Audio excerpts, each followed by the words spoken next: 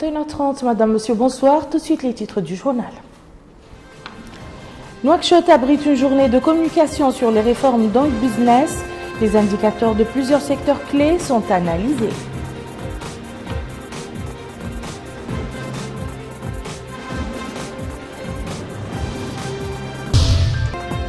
Les partenaires sociaux entament les négociations et le ministre de la fonction publique appelle à la réussite de ce dialogue.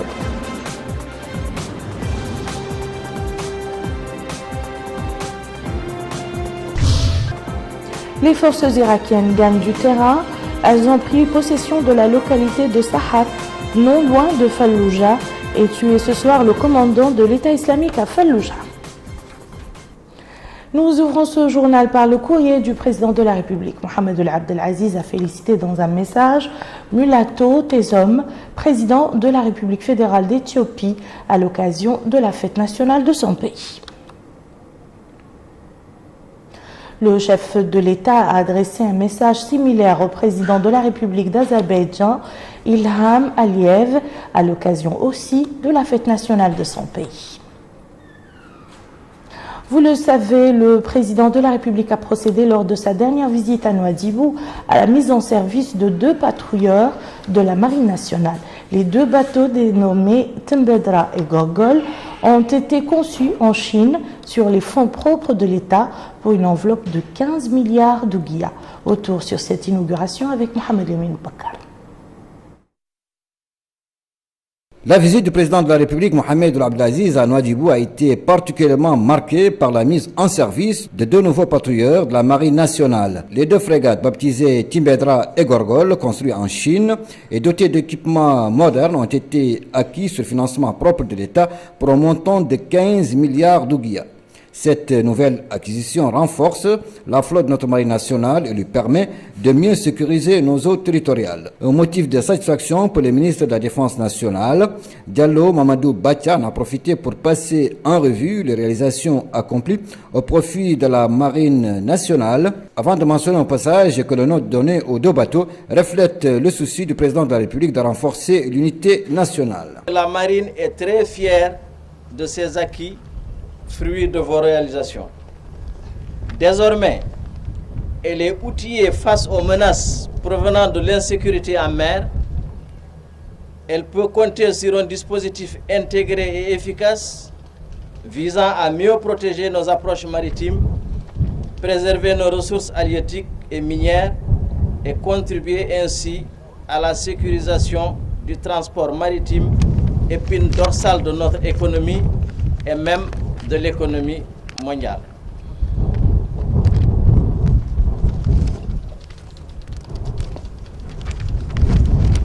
Ainsi, nous mettons à l'actif de la Marine nationale la réalisation des installations portuaires et d'arsenal à Nouadhibou, Nouakchott et bientôt Ndiago, le développement de la chaîne sémaphorique, le déploiement d'unités de fusiliers marins le long du littoral, l'acquisition de navires de transport et de soutien, la réforme de l'enseignement militaire et maritime avec la création de l'académie navale, regroupant les différents niveaux pour la formation des marins, des équipages spécialisés et des officiers. Et naturellement, l'acquisition de ces 2 patrouilleurs en haute mer, majestueusement arrimés devant nous. Ces 2 unités, Gorgol et Timbedra, permettez-moi ici une petite digression, Monsieur le Président. J'ai dit Gorgol et Timbedra. Timbedra, ville de l'Est de notre pays. Gorgol, région du sud de la vallée, ou fleuve, reliant le centre de notre pays et le sud de notre pays, est source de vie de Vumgleita, le Gorgol noir, je veux dire. Par ces 2 noms, Monsieur le Président, vous donnez une belle leçon d'unité nationale aux apprentis sorciers et diviseurs de tout acabit de notre peuple, qui restera uni par le sang, la géographie, l'histoire, l'islam et qu'il est depuis des millénaires. C'est encore là une fois une illustration concrète par des actes concrets et non des mots de ce que vous avez dit à Nema il y a quelques jours, et vos mots sur l'unité nationale et la cohésion sociale résonnent encore dans nos oreilles. Une croisière à bord de l'un de ces bateaux a permis au chef de l'État de prendre connaissance des équipements dont disposent ces patrouilleurs pour assurer les missions qui leur sont assignées. Gorgol et Timbedra peuvent en effet intervenir sur de longues distances et peuvent accomplir toutes les missions de souveraineté, patrouille, contrôle, surveillance des points d'entrée par mer du territoire, sauvetage, police de la navigation, de la pêche, lutte contre le trafic et la pollution environnementale. D'une grande vitesse, ils sont aussi équipés de moyens de détection, de communication, de défense et d'armement très développés et peuvent naviguer dans toutes les mers. Le président de la République a par ailleurs suivi une simulation de poursuite par notre marine nationale d'un navire en infraction et la maîtrise de son équipage. Démonstration par laquelle notre marine a donné la preuve de sa capacité à agir très vite pour circonscrire tous les dangers qui peuvent éventuellement menacer la sécurité sur nos eaux territoriales. Nouakchott a abrité ce matin une journée de communication sur les réformes Doing Business à laquelle ont pris part nombre des promoteurs économiques nationaux. La rencontre organisée par la Direction générale de la promotion du secteur privé qui relève du ministère de l'économie et des finances a permis aux participants de suivre des exposés sur les indicateurs de quelques secteurs vitaux. Abdoul Adamaba. Cette journée d'information a été une occasion d'aborder les différentes réformes entreprises dans le cadre du Doing Business afin d'améliorer le climat des affaires en Mauritanie. Dans ce cadre, un arsenal de mesures visant à moderniser la justice commerciale et réviser le code du commerce ont été présentés, dont l'harmonisation des inscriptions au registre du commerce, l'informatisation et le renforcement des dispositions relatives au bail commercial, entre autres. Le ministre de l'économie et des finances, Mokhtar Ould Ndiaye, a souligné que la Mauritanie a enregistré des progrès ces dernières années. Il est par ailleurs revenu sur les réalisations du gouvernement avec la construction de 300 km de routes, la réalisation de grands projets dans le secteur hydraulique et énergétique. Les objectifs visés avec ces réformes ont été évoqués. Programme de réforme qui vise notamment à relever les défis auxquels font face le patronat, les opérateurs économiques, les femmes et les jeunes entrepreneurs, mais aussi à soutenir la croissance économique et la compétitivité des petites et moyennes entreprises, la promotion des investissements pour favoriser la création d'emplois et de richesses en Mauritanie et lutter durablement contre la pauvreté. Améliorer le climat des affaires demande des efforts et la participation de tous.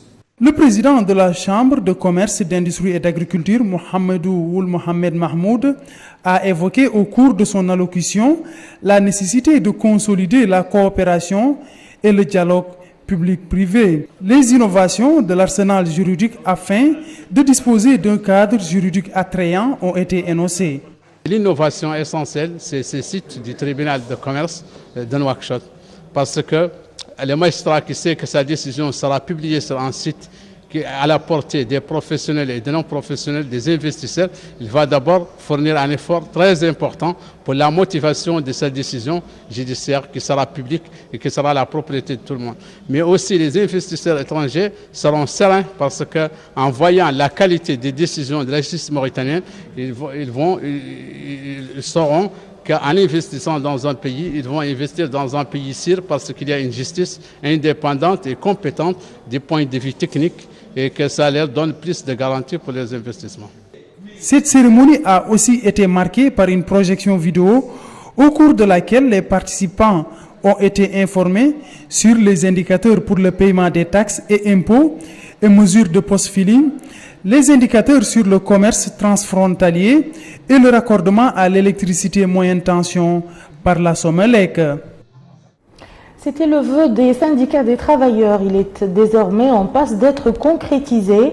Le dialogue social qui réunit autour d'une même table représentants du gouvernement, des employeurs et 27 syndicats de travailleurs a été lancé aujourd'hui par le ministre de la fonction publique, du travail et de la modernisation de l'administration à partir des locaux de la Caisse nationale de sécurité sociale. Seydina Ali Mohamed Khoun a appelé à faire réussir ce dialogue national sans lequel on ne peut, a-t-il dit, parvenir à l'entente entre les parties. Il a ajouté que les partenaires sociaux ont le plus besoin car leurs accords représente le fondement de la paix et de la stabilité sociale. Aussitôt lancés, les participants ont planché sur plusieurs points, parmi lesquels l'amélioration des conditions de vie du travailleur, le développement et la modernisation de la législation du travail et la mauritanisation des fonctions, en plus de questions propres à aider à trouver un terrain propice au règlement des conflits par le dialogue. Les travaux de la commission mixte mauritano-chinoise dans le domaine de la pêche ont été sanctionnés hier par la signature d'un procès verbal. Le document paraphé par le ministre des Pêches et de l'économie maritime, M. Nani Louchrouqa, et le vice-ministre chinois de l'agriculture porte sur plusieurs points de coopération entre notre pays et la Chine dans le domaine des pêches et de l'économie maritime, particulièrement le renouvellement de la flotte nationale des pêches, la promotion et l'encouragement de l'investissement du secteur privé dans le secteur de l'économie maritime, la construction de nouvelles infrastructures, l'incitation à l'exportation des produits halieutiques vers les marchés chinois. Et la délégation chinoise a mis profit son séjour à Nouakchott pour visiter des centres d'intérêt, notamment les infrastructures portuaires de la pêche artisanale. Abdul Adamaba. La première étape de ce déplacement a été le site devant abriter le port Vernanin. Sur place, le ministre des Pêches et de l'économie maritime, Nani Louchrouqa, en compagnie du vice-ministre chinois de l'agriculture, Yang Zheng, ont reçu des explications sur ce projet situé à 28 km sur la route Nouakchott-Rosso. La deuxième étape a été le port de Tanit, situé à 60 km sur l'axe Nouakchott-Nouadhibou. La délégation a, au cours de cette visite au niveau de ce port, en cours de construction, reçu des explications sur les travaux dont le niveau d'exécution est estimé à 30%. L'achèvement de ce port va contribuer à l'amélioration de la production halieutique. La troisième étape a constitué l'usine de transformation des poissons. Cette usine, fruit de la coopération mauritano-chinoise, œuvre dans le cadre du traitement du poisson. La délégation a écouté les explications fournies par le directeur général de cette société, Amadou Mokhtar Niang. Ce dernier s'est appesanti sur les prestations et la qualité du travail effectué par cette entreprise. Il a, dans ce cadre, affirmé que cette usine emploie 1000 personnes à travers toutes les chaînes de production. Dernière étape de ce déplacement, le centre de formation des métiers de la pêche relevant de l'Académie maritime. Là aussi, le directeur général de ce centre, Mohamed Melainin Woulhaye, a présenté un exposé détaillé sur les objectifs, les missions de ce centre. Le ministre des Pêches et de l'économie maritime, Nani Louchrouqa, a indiqué que l'objectif principal de cette visite est de présenter et expliquer les différents domaines d'intervention du ministre des Pêches et de l'économie maritime. Nous sommes en visite avec notre illustre hôte, le ministre chinois de l'Agriculture. On a eu à visiter les différents points. Ce qu'il faut noter, c'est que ici maintenant on est à ce centre qui peut-être il y a beaucoup de gens ne savent pas. Et c'est un centre où sur la côte mauritanienne il y a 6 centres, de ce genre. Et on voit que les pêcheurs maintenant, les jeunes Mauritaniens sont formés dans les différentes disciplines de la pêche artisanale. Et cette formation les prépare pour les prémunir contre les différents fléaux de chômage et autres. À la fin, l'hôte chinois a suivi de visu le travail effectué par ceux qui fréquentent le centre de formation des métiers de la pêche.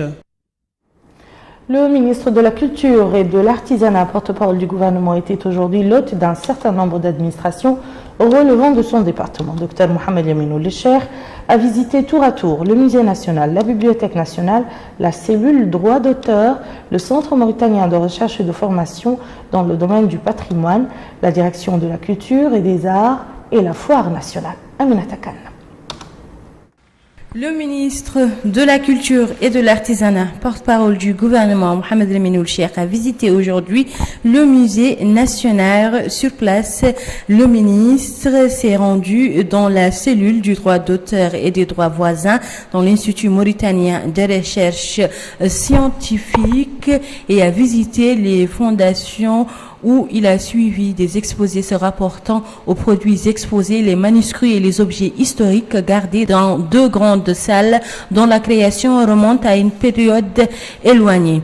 À la fin de sa visite, le ministre de la Culture et de l'Artisanat, porte-parole du gouvernement, Mohamed Lamine Ould-Cheikh, a tenu une réunion avec les employés de l'Office national des musées. Il est largement revenu sur le rôle joué par cette structure nationale dans la connaissance à travers ces trésors patrimoniaux bien sauvegardés à l'intérieur des salles, appelant à plus de précautions et de protection du patrimoine des risques de vol et de trafic. Après le musée national, le ministre de la Culture et de l'Artisanat, porte-parole du gouvernement, s'est rendu à la foire nationale. Là également, le ministre a visité les différentes expositions du musée avant de s'entretenir avec le directeur de la foire nationale.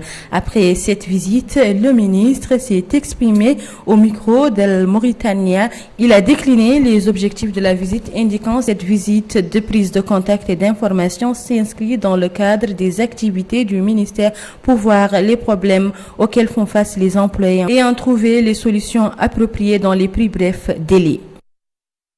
Autre ministre sur le terrain, celle déléguée auprès du ministre des Affaires étrangères et chargée des affaires maghrébines et africaines et des Mauritaniens à l'étranger, Madame Khadjatou Mbarak Fall, a, elle, effectué une visite au siège de l'instance judiciaire de l'Union du Maghreb arabe. Plus de précisions avec Salim Majbour Salem. La ministre déléguée en charge des affaires maghrébines, africaines et des Mauritaniens de l'étranger, Khadija Mbarak Fall, en compagnie du président de l'instance judiciaire maghrébine, Saïd Ould-Ghailani, ont visité les différents locaux de l'institution. La bibliothèque de l'instance, avec un volumineux contenu de documents d'archives numérisés, la salle de délibération, la salle des réunions et d'autres locaux. La ministre a suivi des explications sur la mission et le fonctionnement des locaux visités. Explications fournies tout naturellement par les responsables concernés. Madame Khadija Mbarak Fall devait tirer les enseignements de ce déplacement dans une institution internationale à laquelle appartient la Mauritanie. La ministre est revenue longuement sur la mission de l'instance judiciaire de l'Union des Maghreb arabes et les péripéties de sa création. La ministre appréciera le travail de l'instance et son importance pour ses États membres qui ont choisi la Mauritanie pour l'abriter. Le gouvernement mauritanien continuera d'apporter tout l'appui nécessaire à son fonctionnement au nom de la coopération internationale. En soutien constant à renchérir le président de l'instance judiciaire de l'Union des Maghreb arabes, Algérie, Libye, Maroc, Mauritanie, Tunisie. Le président de l'instance judiciaire, M. Saïd Ould-Ghailani, a saisi l'opportunité pour révéler que c'est pour la première fois qu'un membre du gouvernement visite cette institution issue d'une organisation régionale où la Mauritanie est membre fondateur. Il s'agit bien entendu de l'IMA, autrement dit Union du Maghreb arabe, créée le 17 février 1989 à Marrakech, Royaume du Maroc. M. Saïd Ould-Ghailani a salué l'attachement du président de la République à la pérennité des organisations internationales, à l'exemple de l'Union des Maghreb arabes et à ses instances. Cela dit, précisons que l'instance judiciaire maghrébine connaît des différends relatifs à l'interprétation et à l'application des traités ainsi que sur les accords conclus dans le cadre de l'Union que le Conseil de la présidence ou l'un des partis au litige lui soumettront, conformément à ses statuts. Ces sentences sont exécutoires et définitives. Elle émet également des avis consultatifs sur des questions juridiques soumises par le Conseil de la présidence de l'Union. Au chapitre de la justice, l'heure était ce matin à la réflexion sur les enjeux, les obstacles et les perspectives de la mise en place d'un corps civil des gardiens des prisons en Mauritanie. La rencontre organisée pour la circonstance par le ministère de la Justice en collaboration avec le projet État de droit sur financement de l'Union européenne présente l'étude sur la sécurité dans les prisons mauritaniennes, les règles qui doivent être promues et les caractéristiques à exiger pour leur surveillance. Retour à Amina Takan. Améliorer les conditions de détention dans notre pays et sécuriser les populations carcérales, c'est dans ce contexte qu'intervient la présentation de cette étude sur les enjeux, les obstacles et les perspectives de la mise en place d'un corps civil des gardiens de prison en Mauritanie. S'exprimant à cette occasion, le secrétaire général au niveau du ministère de la Justice, Mohamed Lemine Sidi Baba, a indiqué que l'amélioration des conditions des prisonniers et leur insertion constituent deux axes principaux de l'axe du gouvernement visant à instaurer une gestion rationnelle des prisons. Au cours de la rencontre, le représentant de l'Union européenne s'est également exprimé. Il est largement revenu sur la coopération unissant notre pays et l'Union européenne, surtout dans le domaine carcéral. L'Union européenne est très heureuse d'appuyer ce projet, cette étude, en vue de voir les conditions dans lesquelles nous pourrons, comme dans les pays voisins, avoir un corps civil de gardiens de prison. Nous souhaitons apporter notre concours pour que les autorités mauritaniennes puissent avancer dans les meilleures conditions vers cet objectif qui est partagé, que l'on retrouve d'ailleurs dans le plan triennal de la justice et dans les perspectives pour l'avenir. Plusieurs recommandations seront présentées aux participants au cours de la rencontre, recommandations se rapportant à l'amélioration des conditions de vie des populations carcérales. Et nous allons à présent aborder le volet scolaire, marqué ces jours-ci par d'intenses activités pédagogiques. Il s'agit particulièrement pour le staff d'encadrement et les élèves de faire leurs adieux à l'année scolaire qui est sur le point de s'achever. C'était le cas aujourd'hui au niveau des établissements scolaires de la Muqata'a d'Arafat. Les élèves de ces établissements ont produit une variété de programmes, notamment des chants en chœur, des danses folkloriques, mais aussi des sketchs traitant de l'unité nationale et des dangers de la déperdition scolaire. Les jeunes ingénieurs diplômés chômeurs ont désormais leur propre association. L'organisation qui a vu le jour hier soir a pour objectif, a dit son président, M. Mourad Soufi, la création d'un cadre organisationnel destiné à lutter contre le chômage parmi le rang des jeunes ingénieurs mauritaniens en collaboration avec les autorités compétentes. L'association compte 250 ingénieurs selon ses dirigeants. En Irak, les combats entre l'armée irakienne et les combattants de l'État islamique se poursuivent à Falloujah. Les forces irakiennes affirment avoir pris possession de la localité de Sahar, située au nord de Falloujah. Les combats auraient fait plus de 20 morts parmi les soldats irakiens. Par ailleurs, les forces irakiennes affirment ce soir avoir tué par une frappe aérienne le chef des combattants du groupe État islamique. Selon la coalition anti-État islamique, 70 combattants ennemis ont été également tués et plus de 20 bombardements par air et par l'artillerie ont été menés ces 4 derniers jours sur Falloujah. Et voilà qui met fin à ce journal. Je vous en rappelle les principales informations. Nouakchott abrite une journée de communication sur les réformes dans le business. Les indicateurs de plusieurs secteurs clés sont analysés.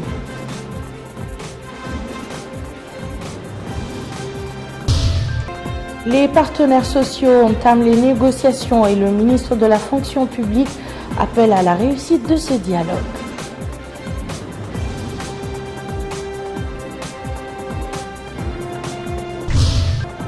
Les forces irakiennes gagnent du terrain. Elles ont pris possession de la localité de Sahar, non loin de Falloujah, et tué ce soir le commandant de l'État islamique à la même ville. Merci, madame, monsieur, de nous avoir suivis. Passez un excellent week-end et à très bientôt, Inch'Allah.